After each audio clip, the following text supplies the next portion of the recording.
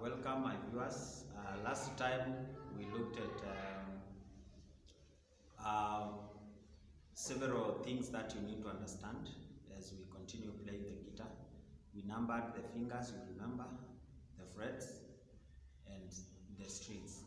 Now I want us to make an application of that in creating what we call chords. And before I start doing the chords, I want to say that we are going to concentrate for now on what we call open string chords.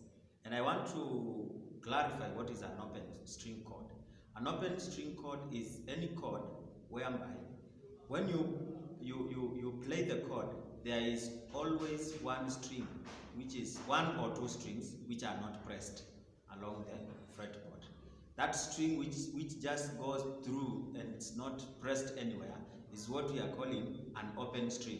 So an open string chord is a chord where you realize that at some point within that chord there is a note we are playing, and that note is on a string which is not pressed. That is what we call an open string chord. Now, for today, I want to introduce the major chords, and we are not going to do all of them today. We are going to do 3 of them. We have C, D, E, F, G, A, and B. Those are 7 chords that we are going to measure on. C, D, E, F, G, A, and B. For now, we are going to do C, D, and E. Now, move with me to the fretboard. We said this is fret number 1. So for you to play the chord for C, this is how you place the fingers on the fretboard, and make sure that you are accurate. I will be using the number of the numbering in the fingers and the numbers of the frets. Now for C, you place finger number 3 on string number 5. Then you press finger number 2 on string number 4.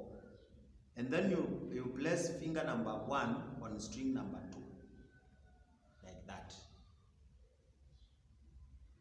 And then you pluck from string 5 downwards. You are not supposed to pluck string 6, because this string will produce a note which is not in the chord for C. So when you place your fingers like that, now you strum like that. For now I'm using my thumb, or I can place my fingers like this and strum like that. That is C. Look at the frets. We are playing it using the first 3 frets, number 1, 2, and 3.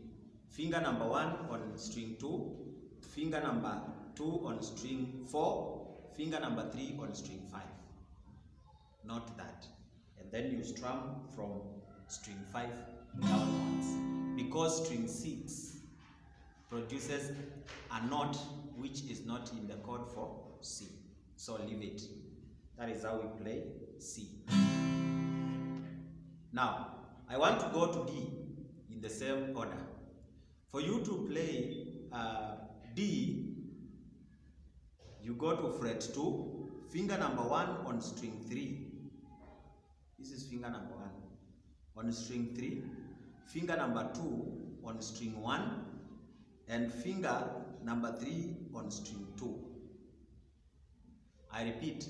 Finger number 1 on string 3, finger number 2 on string 1, and finger number 3 on string 2. And now, you realize that you don't play only the strings which are pressed. You are going to play from string number 4. String number 4. Number 4. Note that string number 4 is not pressed by the fingers. It is open. It is open. It is not pressed anywhere. It's not pressed anywhere. But it is part of that chord for D. D. So you strum from string 4, which is D.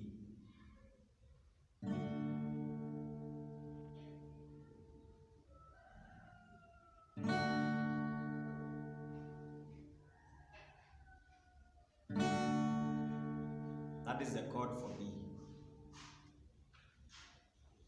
I want to move to the last chord for today, which is E. You go to fret 2.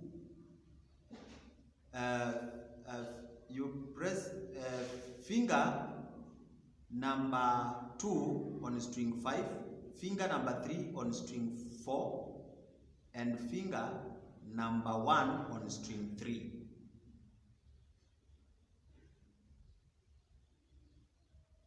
Like that. We are in fret number 2 and fret number 1. So you are playing that chord for E in 2 frets. Look at the position of the fingers. Finger number 1 on string 3, finger number 2 on string 5, and finger number 3 on string 4.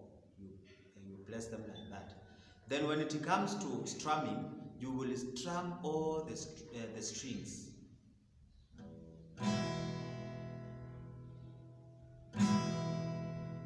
Note that there are several strings which are open. Which are they? String number 6, string number 1, and number 2. They are not pressed.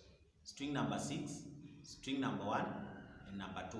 But although they are not pressed, they make part of the notes that are supposed to be in the chord for E. So you strum all of them like that.